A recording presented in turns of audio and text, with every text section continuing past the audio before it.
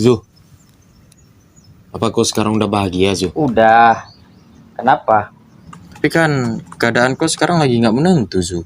Kerjaan nggak jelas, pendapatan kurang. Iya, tapi kan aku anak broken home, Ca. Dari kecil aku nggak pernah bisa ngerasain yang namanya rindu pulang, rindu rumah. Makanya kayak lihat aku sering di luar kan.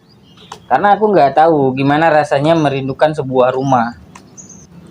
Tapi setelah menikah dan punya anak, ya walaupun aku sekarang masih miskin ya, aku bisa ngerasain kebahagiaan itu kayak gitu. Dan aku bisa ngerasain kayak gitu, rindu pulang, rindu rumah, rindu sama anak, rindu sama istri.